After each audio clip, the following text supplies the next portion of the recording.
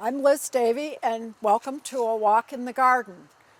This is a series of gardening and cooking shows that takes place in my garden and my kitchen. More so in the kitchen now that our weather and gardening season is kind of coming to a close. I'm in my herb garden here in Norfolk, and there still are a few things that can be picked, primarily sage. And since this is the season of Thanksgiving, I can run out to the herb garden and pick some sage for my Thanksgiving turkey stuffing. Also, there's some thyme that's still available. Not much because I've used most of it, but most of the herbs have now been chopped down. I raked once, but you would never know it because the oak leaves have finally decided to let go of some of their leaves. Some of them won't come off till spring. Oak leaves are attached. The way they're attached is a little different from other leaves, and they don't have the little corky part that comes off rapidly like maple leaves do. So they hang on for quite a long time, and they come down later. The good thing about that is oak leaves are also very light, and they're airy, so they make very good mulch. And I may well leave the oak leaves on this garden until spring to kind of protect the plants from frost and thaw heaving. Sometimes the plants will freeze, and then when they thaw, the roots will push out of the ground. So it's good to prevent that if we can, and sometimes having a few oak leaves around helps with that process. Now we'll move over to the perennial garden, which again has been prepared for winter.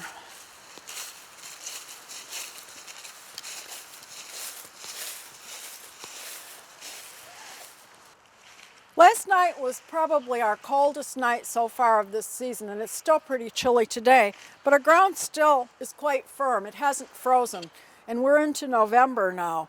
I've removed most of the foliage from the perennial garden. Things like poppies put up a lot of foliage in the fall, and those will come up again and bloom in the spring, but the foliage completely goes away in the summer, only to return in the fall. Some of the bulbs, the grape hyacinths, also put up foliage in the fall, so you can see where they're going to bloom in the spring. I've left my chrysanthemums as they are, and you'll notice on chrysanthemums that are going to return next year, they have some basal growth at the bottom of them. I'm not going to cut these down, and when the ground is more frozen, and that may well be in another week or so, I will put baskets filled with leaves, and you'll see those as we move on in the garden. Right now, I'm going to start cutting things that I might want to use in my outdoor holiday decorations.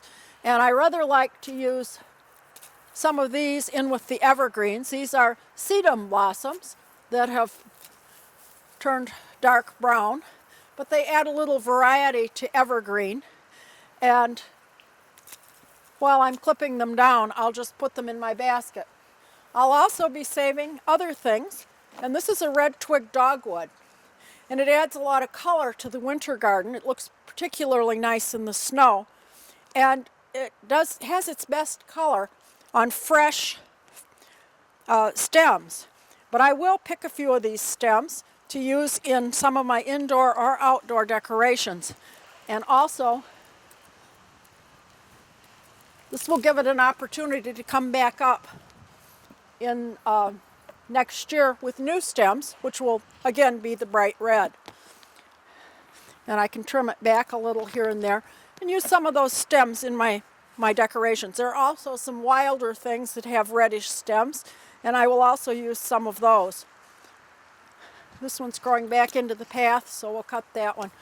The other thing I'll do now is to cut some evergreens, and since it isn't quite time to decorate with them, I'll put them in a garbage bag and keep them in my garden shed or garage until it's time to use them. This is particularly true if you sense or hear about a snowstorm on the way that will prevent you from picking some greens, and you want to get these things before then and keep them over until you're ready to decorate. You can still pick a few lavender bunches if you are making some Christmas gifts and want to include a sprig of lavender. As far as tying it in with a ribbon, makes a nice little decoration, as do evergreen sprigs.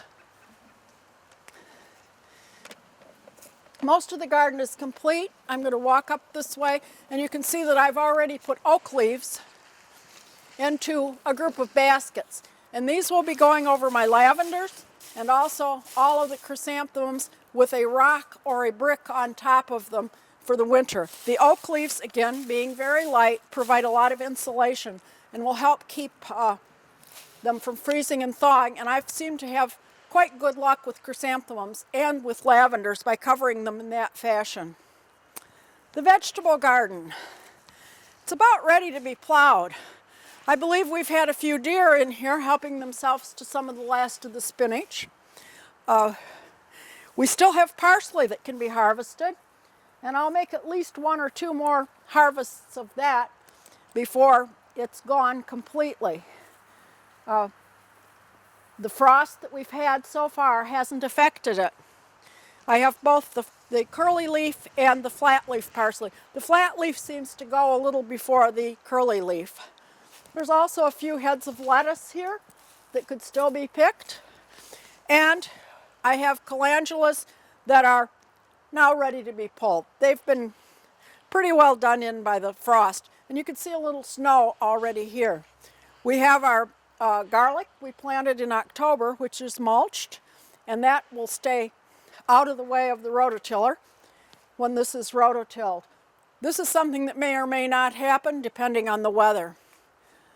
Also, I still have a little arugula, and once the weather is colder, I'll cover the few strawberries that I left. I plan to start new strawberries next year. I've still been picking some of the broccoli and other plants and kale, and again, we're just about ready to call it quits on those things. Probably 1 more picking.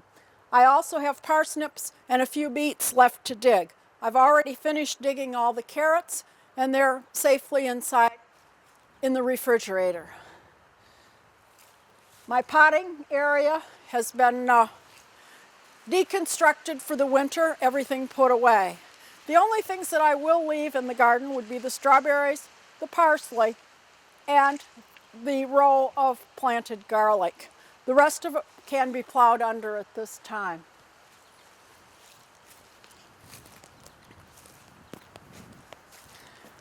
Now I'm going to move up this way a little bit. Evergreens can now be trimmed back and added to your collection of decorative items. And it's a good time to kind of prune them as you do it. It's cold enough now that the evergreens won't put out new growth. You want to avoid pruning them a little earlier because they'll put out some new growth, and that will be difficult to keep all winter. The winter will kill the tender green shoots that they put out earlier in the fall. Holly can also be picked at this time, and again used for decorations. I'll probably wait a little while on that. It doesn't seem to last quite as long as the evergreen, even if you keep it in a cool place. Now I think we can move into the backyard.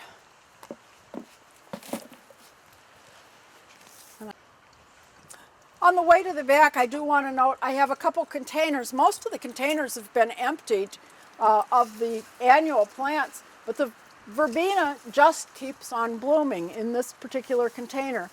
It evidently is in a somewhat protected spot, but this side of it just keeps pouring out blooms. I'll probably remove them anyway soon if the weather doesn't do it in.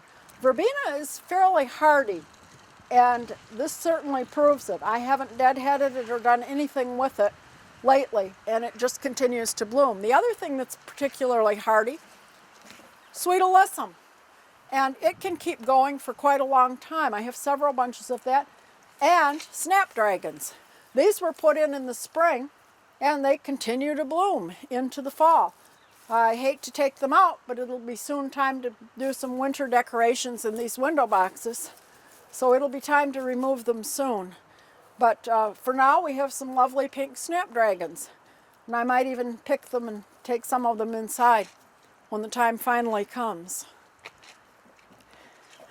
There's a geranium that was until recently blooming, but I notice its foliage has started to go with last night's snow. But we've had a bloom on that. The rest of the items I have already removed from the planter. Again, I'll put greens in that probably next time we meet.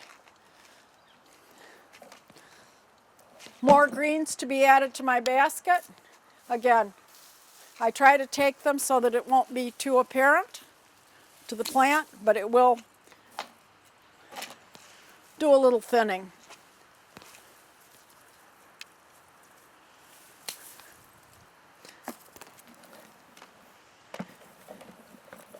Moving towards the back, the oak leaf hydrangea has a lovely color in the fall, and it's still showing its leaves, though they are starting to drop now.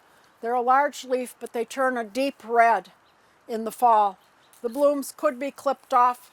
I may or may not leave them. They aren't as nice for decorative purposes as the ones with the rounder blooms, the regular hydrangeas. A little more decorative. These are a little more coarse looking, but they do add a little texture to the garden at this season. The rhododendrons have already set their bloom buds for next year. If you look at your rhododendrons, you can see some areas have smaller buds. Those are the leaf buds for where the leaves will expand, but the larger buds on them are what will be blooms next year. So you really don't want to cut those off now if you're going to be doing any pruning either in late winter or early spring. Those are the blooms that will be blooming in late May, early June. We have some color left. Some of the grasses are still green. Those will stay evergreen all winter. Most of the ferns and the other things will lose their leaves. I don't cut back my hydrangeas until spring. Sometimes they will continue to grow a little higher on the stem. Other times they need to be cut all the way to the ground. It depends on the season. Now let's move back towards the pond.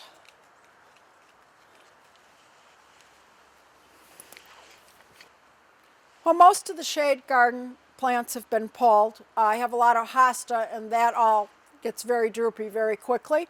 And so that's all been removed from the shade garden. The epimedium, which is a nice little green, insignificant ground cover during the summer, turns some lovely colors in the fall. Shades of red and orange and yellow. I have several of them in here. It's a nice ground cover. It varies in height. Again, the name is epimedium, and it is a very nice ground cover. It's quite polite in that it doesn't spread nearly as much as pachysandra or hosta. Pachysandra or myrtle, which both of those spread quite extensively.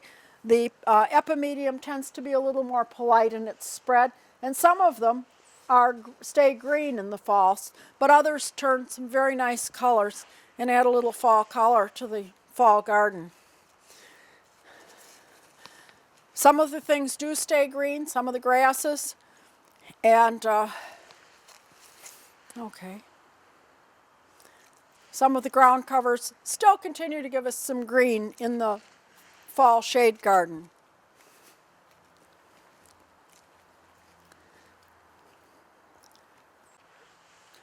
I took advantage of one of the very warm days that we had the last week and cleaned the pond. I didn't really clean it, but I removed the skimmer and the filter and falls that were in that rock area, and the tubing that went around to connect everything.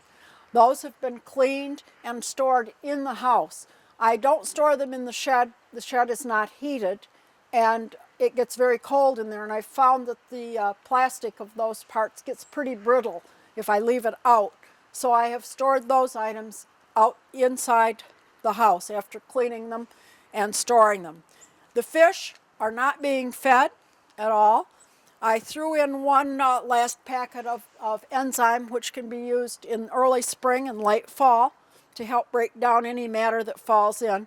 And periodically I come out with my net, and I'll get my net out right now and scoop out a few leaves that fall in. I have a nice long-handled net, and I can go through, and since we don't have a skimmer to remove these leaves, I have to kind of skim it by hand occasionally to try to prevent some of the sediment from falling into the bottom. And I just pitch it aside. The fish, you'll notice, are moving extremely slowly. This is what they do in the winter. They become practically immobile. They're just kind of in suspended animation when the water gets cold, and cold it is. I have added this, which is a heat ring. It's a thermal pond is the name of this particular one, and I have it plugged into an outlet on the side of the shed, which has what is called a thermocube. Now the cube will turn this on when the temperature is below 32, but it will not be on when it isn't below 32, hence saving a little bit of electricity. The idea of this is to keep a hole in the ice. It has a spot in the middle where the water will not freeze. And this lets the gases from the inside of the pond, the fish their metabolism does continue to work, albeit more slowly, and gases can form under the ice. So we want to keep a hole in the ice that will form on the pond. My pond is about 2 feet deep, so it's plenty deep. It doesn't freeze to the bottom. The fish will have a place to go, and we want to keep a hole in the ice so that the gases can vent from it. And if they build up in under the ice, that can be toxic to the fish, so we need to keep a spot open for them. I've had some of these fish for about 10 years, and so far it's worked pretty well, just keeping a hole in the ice. If the snow gets really heavy, I do come out and shovel it away from the top of the ring. But as long as it works, we have a nice little hole in the middle, and the fish often will congregate right below it. But you can see them just moving very, very slowly. This is the one time a year I can count them very easily without them darting all over the place.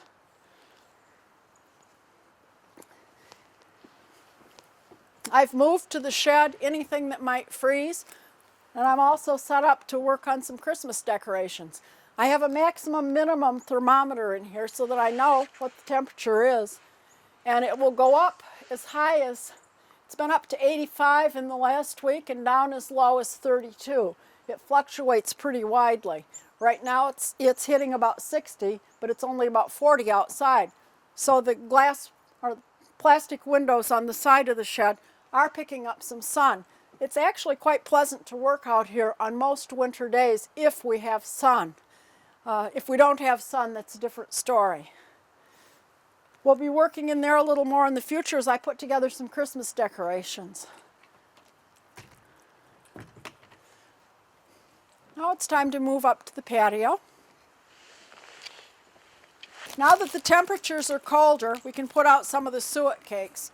And I like to buy some of these pre-made cakes, mainly because they fit in my feeder so well.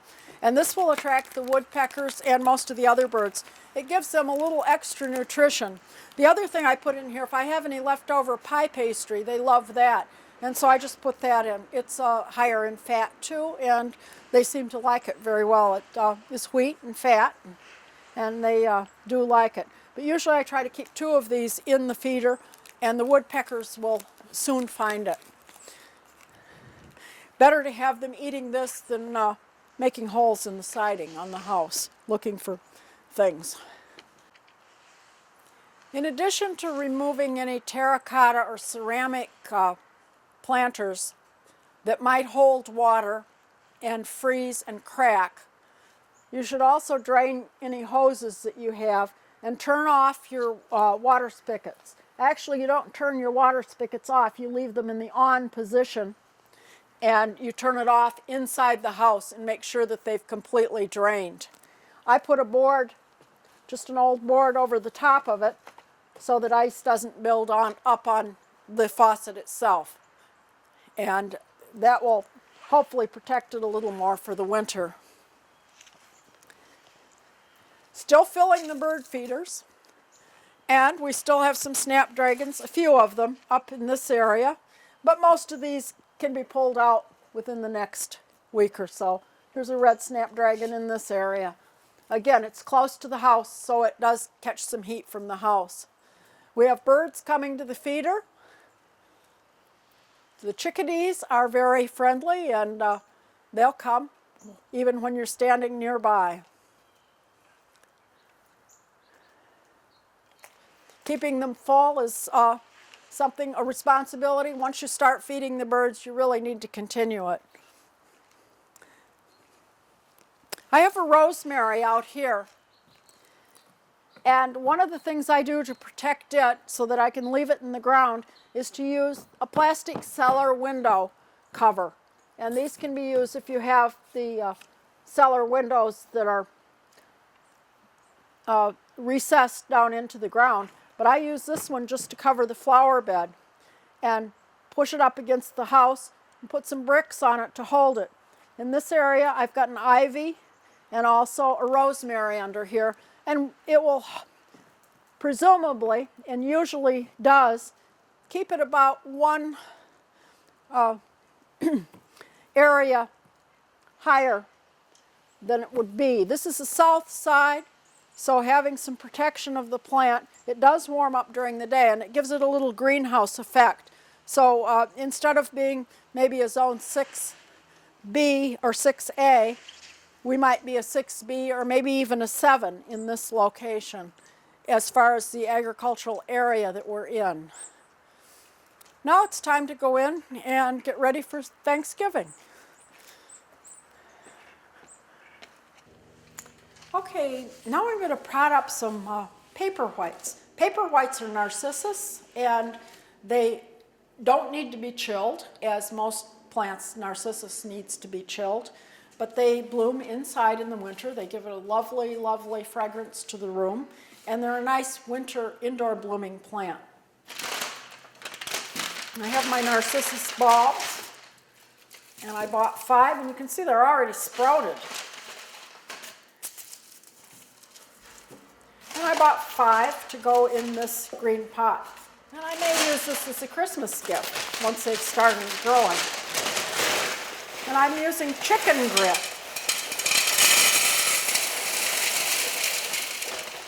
And I got this at the feed store or any Agway, Gilmore's, one of those places have what's called chicken grit. And it's about 5 cents a pound, 10 cents a pound. It's very inexpensive. And it's basically gravel, a type of gravel. And I'm going to fill the pot about halfway full with it. And then I'm going to, well, I think we can go a little more even.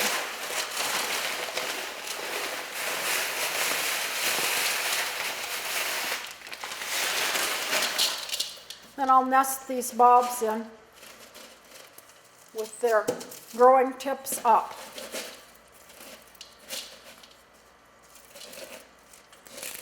Should be able to get all 5 in here.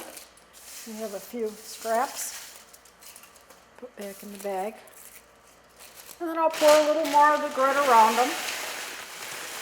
You want to hold them in place.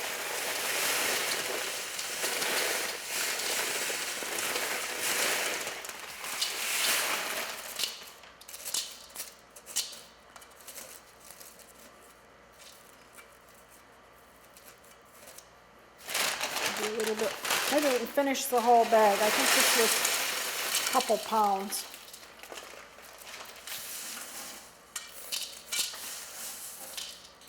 And I think this is the medium chicken grit.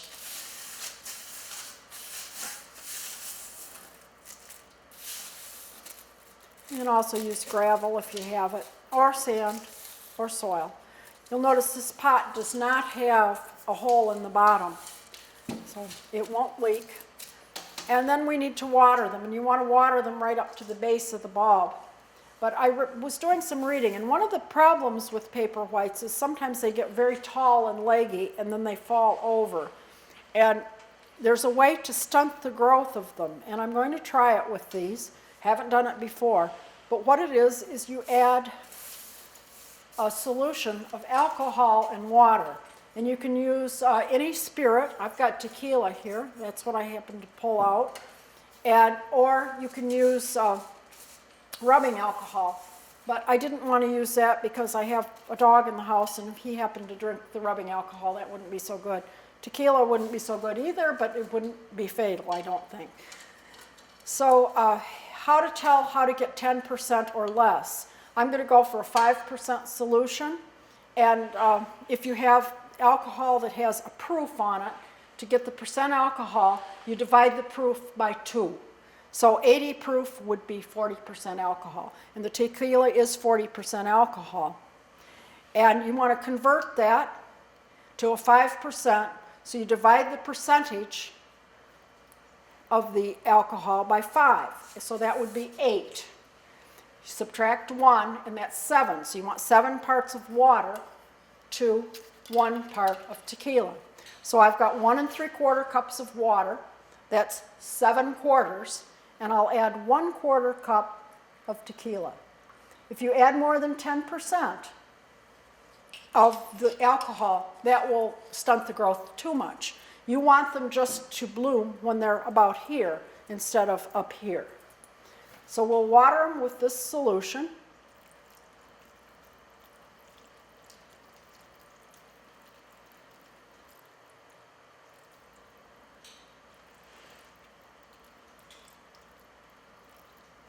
That'll probably take about all of it. You don't want to drown them, but you want to keep them damp up to about the base of the bulbs. Now I'm going to put this in a back bedroom that stays very dark, fairly dark, and I'm going to wait a week or so, and these will hopefully put down roots, and I'll be able to tell because they won't wobble anymore once they put down good roots into that chicken grit. I'll check the water and see if they need more as we go along, and water with the same solution. And once they put down good roots in another week or so, then I can bring them out into more light, and they will bloom in 4 or 5 weeks from this time, and we should have some nice white, fragrant blooms. Now let's go in the kitchen and do some cooking. It's time for Thanksgiving, and that means it's time to bake some pies. And that's what we're going to do today. Most people seem to have the most trouble with pastry. I've been doing it a long time, and I think practice makes perfect on this, or not. But I start out, I'm going to make a 1-crust pie for a pumpkin pie, and I'm going to use 1 cup of flour and 1/3 cup of shortening, vegetable shortening. You could also use a combination of butter and shortening. That works too.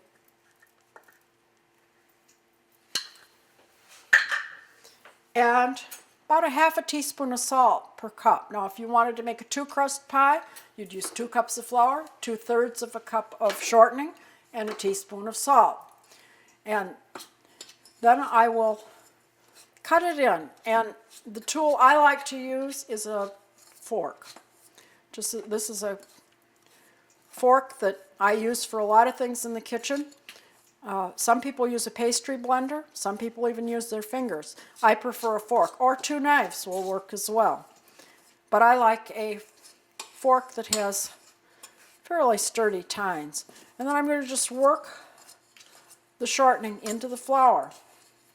The idea here is to break up the shortening into small particles that are coated with flour.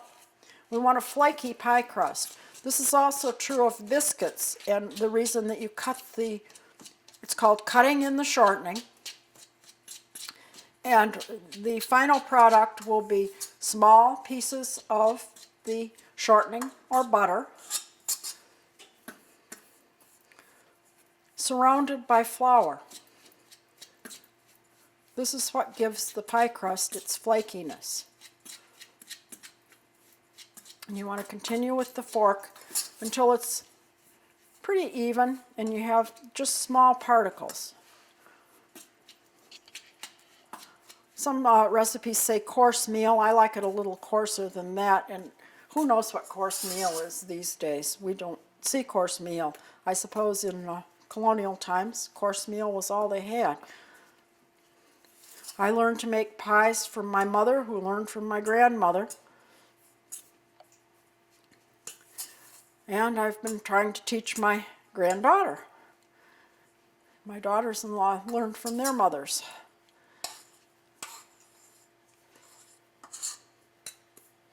There we have it now, so that we have small particles coated with flour. Now I'll take it over near the sink, and I want to add cold water. And you can use ice water, but I find the water coming out of my faucet is as good as any. And I know that this is going to take 4 or 5 tablespoons. You can't really give an indication because flour is hygroscopic, and that means that flour will pick up moisture from the air. If it's very dry in your house, then you will use more water because the flour is dry. If your humidity happens to be high when you're making a pie, you'll use less water to get the same pastry. I'm going to start with 3 tablespoons and continue to mix it and just toss it together. And again, we want it just to start to come together nicely so that all of the crumbs, what you're wetting here is the flour, not the shortening. And you don't want to mix it too much. So I used about 4½, and I think that'll be about right. And I'll keep mixing with my fork, and you can see it start to come together. It isn't quite in a ball yet, but I can easily form it into a ball with my hands.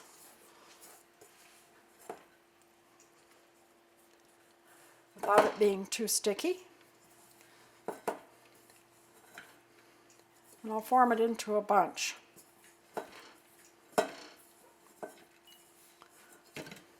Not quite the consistency of Play-Doh is a good way to put it. But it does form into a ball, and you can pick up the extra pieces. Then I'll put out my canvas for rolling, and I've put it over here, and I'll put a little flour on it and work it in. We don't want to add too much flour back into the pie dough, but we don't want it to stick either, and this works quite well.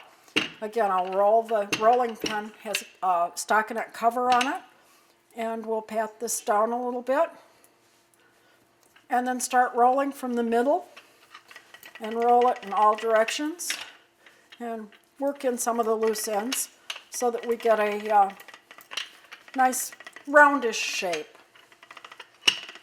You don't have to be too extreme. And the idea is to do this in one rolling. You don't want to work it too much. And you can see that there are, the color isn't quite even. It's a little bit on the, it has some white stripes of the shortening as we roll it out. Or butter if you use some of the butter. Now it's time to put it into the pie pan, and I like to grease the pie pan. I'm using an aluminum foil pan since I'll be giving this pie away today. And I grease it lightly. This helps you get the pie out when you go to serve it.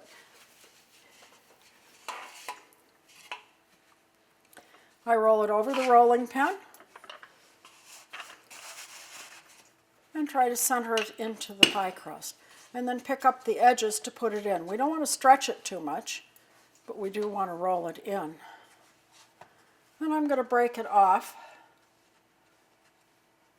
about half an inch or to an inch beyond the rim. And I'll stack the extra that I break off. You can use a knife if you want to cut it. I find my fingers work just as well.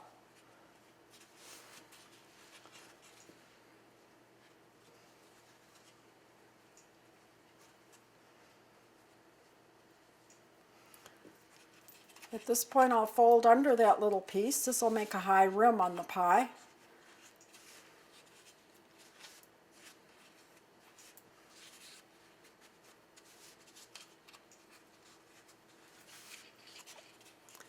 Put a little more filling in it with a higher rim.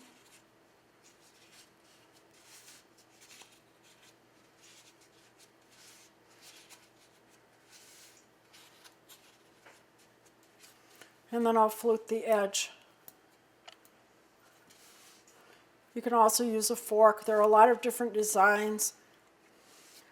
You can cut leaf shapes, small leaves out of the pastry and use water to attach those. There are a lot of different designs. I just prefer a plain fluted design around the edge. And then this pie crust will be ready for the filling. And we'll bring that over to this side. But we're going to work on the pastry a little bit more. I have some pastry left, and instead of balling it into a big ball, I'm going to stack it. This will give it some continued flakiness. Put a little more flour on. And then I'm going to re-roll this.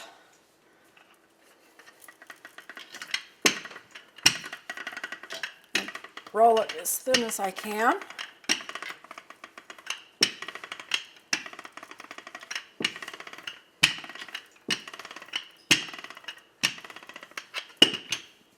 I'm going to use a cookie cutter to cut out some leaf shapes.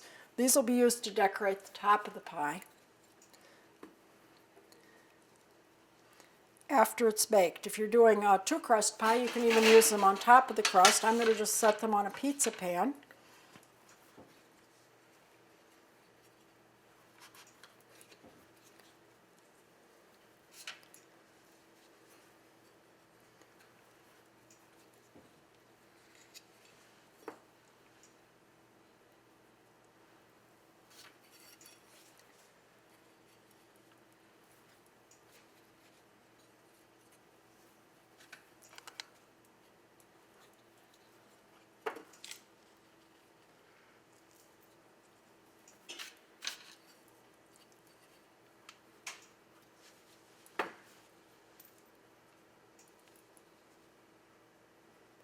We'll get about 8 out of this.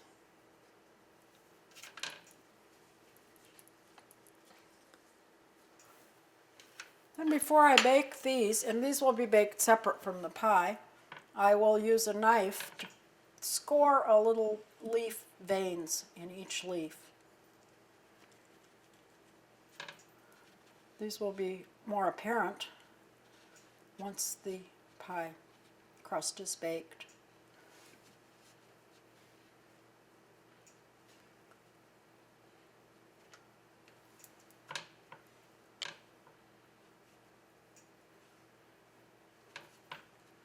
I'm not going to bake these yet. I'll wait until after the pie is baked. And I'll put a little sugar on each one, or you can brush them with milk if you prefer.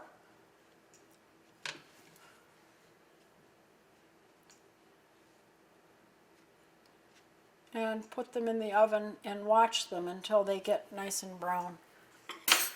Now I'm finished with this, and I'll ball this into a ball. Since I won't be using it again, this probably will go out into the bird feeder so that the birds can enjoy it.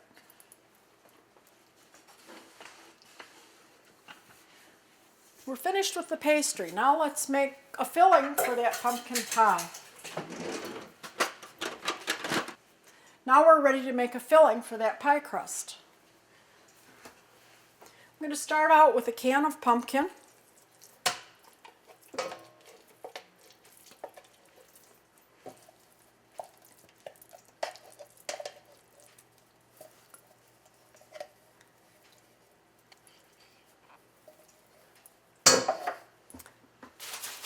Then I need to add some sugar, and we'll add about 3/4 of a cup of sugar. Since I've already used my cup, I'll use 3/4.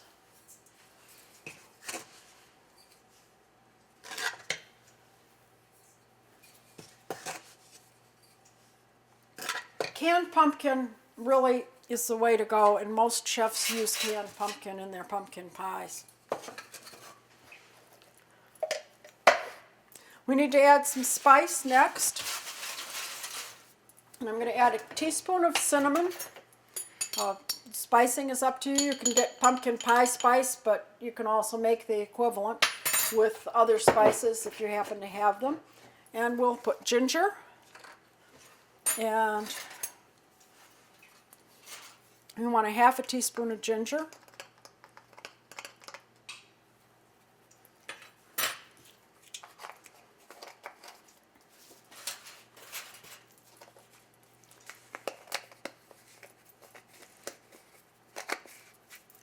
And a quarter teaspoon of cloves. I had to check my recipe to make sure I was getting it right. They smell like Thanksgiving already. And a little salt, about a quarter of a teaspoon.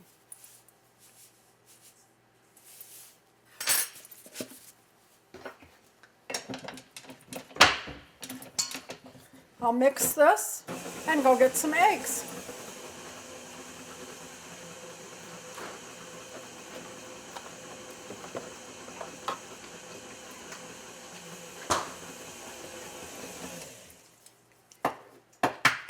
Put in 2 eggs.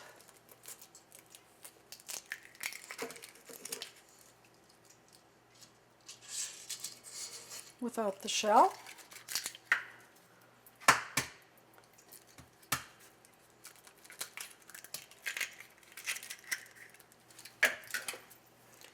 Mix that.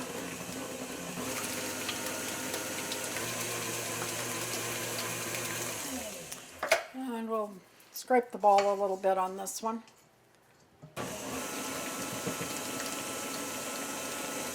And then I'll slowly add a can of evaporated milk. Now if you're cooking for someone who's low fat, you can use the low fat evaporated milk. If you're cooking for a diabetic, you can use, instead of sugar, you can use Splenda.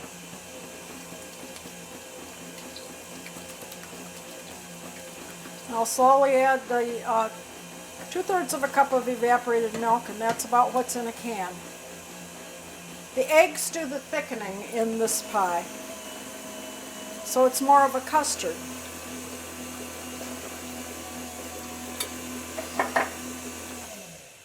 And that's all there is to it.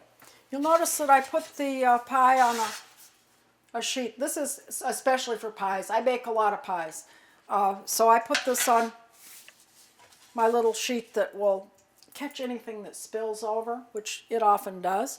If you don't have one of those pie holders, a pizza pan works just fine, and that's what we'll use for the other pie that I'm going to be doing.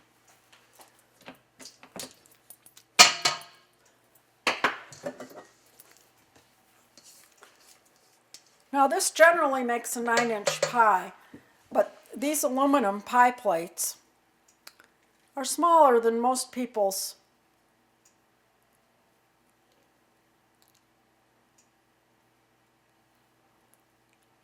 metal pie pans or ceramic pie pans. And so you can fill it up pretty closely, but you have some left. So what we're going to do is grease a custard cup and put the rest in that. And have an extra serving of pumpkin.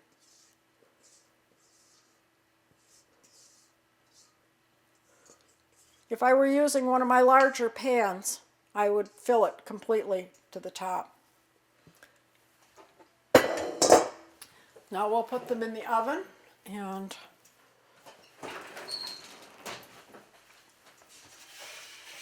carefully put the pie in.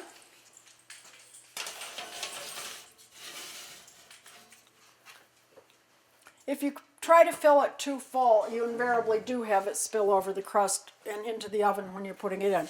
Now you'll notice I'm putting this one into a pan of water. The crust kind of insulates that custard, but in the custard cup it doesn't have that, so we use water to surround it and put it in the oven to bake our little pumpkin custard.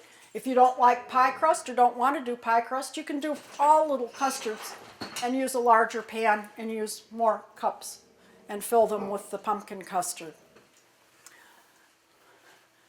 We need to remember to set our timer. And this will take about 45 minutes to cook at 400 degrees.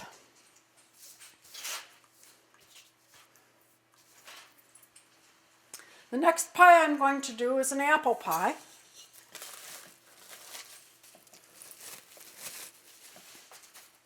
And I've already sliced up about 2.5 pounds of apples. Again, this may be too much, and if it is, I'll probably bake it in another dish as an apple crisp.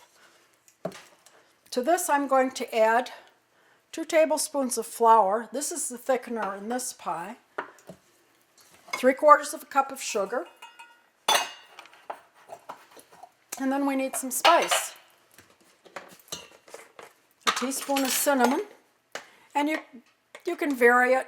Different people have different likes. I like cinnamon and just a little bit of ground nutmeg. Other people will add some of the heavier spices, but I like the flavor of apples. So I'll add about 1/8 of a teaspoon, which would be 1/2 of a quarter, along with that.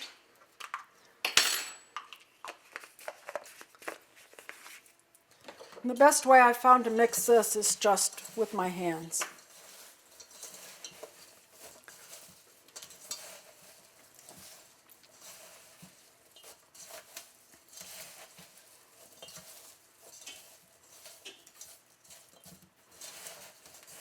Until the flour and the sugar have all been incorporated pretty well into all the apples. Now once you add any sugar to the fruit for a pie, you don't want to let it stand too long before cooking it, because the sugar will bring out all of the juices from the apples, and you'll have juice all over the place and a really soggy crust if you wait too long.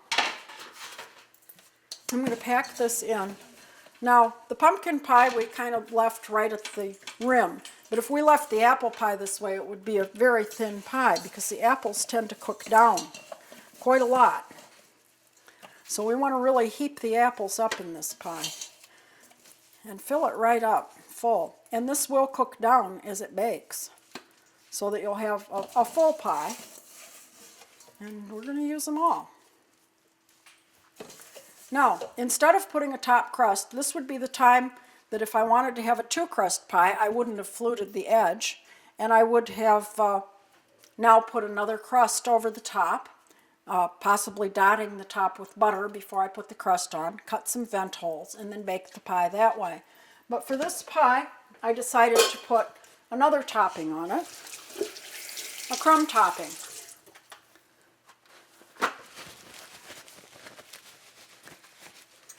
And I'm going to make that in the food processor by putting in a cup of flour, a 1/2 a cup of brown sugar, and half a cup of butter. And this will make a nice streusel topping on the top. And I'll just blend it until I get some nice crumbs with the butter.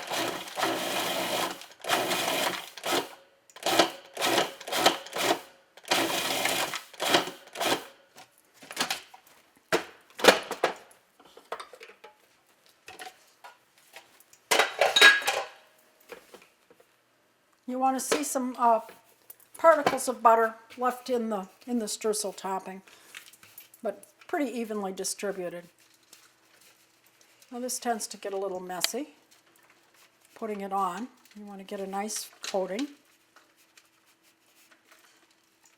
And it's going to fall on the plate. So I'm going to take it off. Put some more of it on top.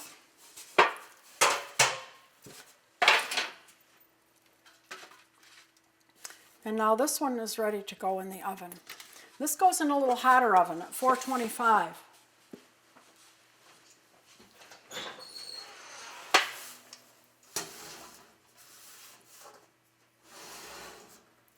Any streusel that falls out will burn a little bit.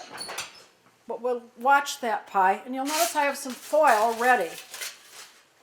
The pie will cook probably for about 45 minutes, but I'm going to set my timer for 20 minutes.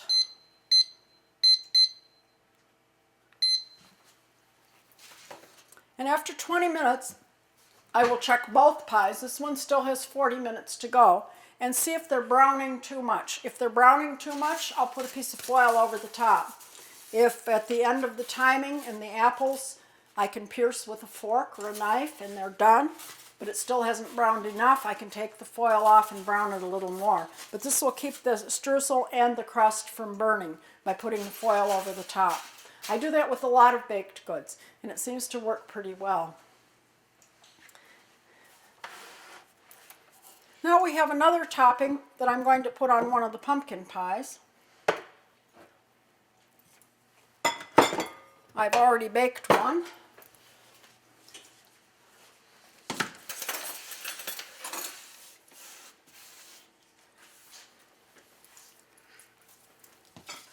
And I've baked some of these, which I will be putting on either the pumpkin custard or on the pie. And I could put these on the pie, and I'll do that with one of them, the little pastry leaves. So I have some of the pastry leaves already baked. But this pie I decided to put a pecan topping on. And so what I'll do is mix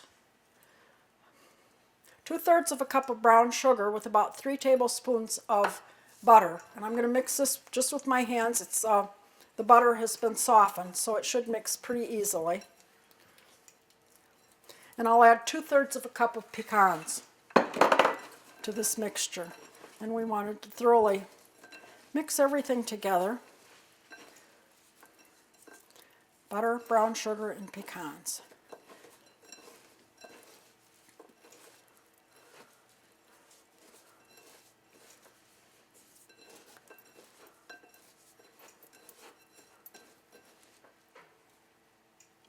And then I'll arrange this on the top of the pie.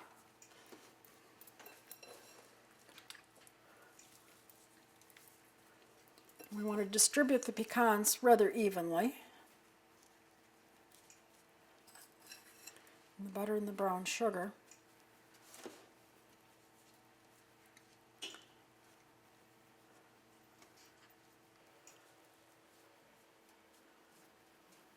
Now I can't finish this right now because both of my ovens are being used. But what will happen is that once one of the pies is finished, I will put this pie under the broiler unit, and I'll brown that pecan topping just until the brown sugar melts. This doesn't take very long, maybe 5 minutes, maybe a little longer. It depends on your broiler. But the idea is to caramelize and melt the brown sugar and butter together, and you have a pecan pie topping then. And then once it starts to bubble, you take it out and let it cool and refrigerate it again. And this would be a pumpkin pecan pie. So I hope I've given you a few ideas for Thanksgiving for pies. And pies are always good anytime. Where I come from is the Midwest, and pies are served year-round with every fruit and everything, and I've been accused of making pie out of anything that walks too slowly through the kitchen. So I hope I've given you some tips, and I hope you'll join me again. This has been A Walk in the Garden on NCTV, Norfolk Community Cable Television, and I'm Liz Davey.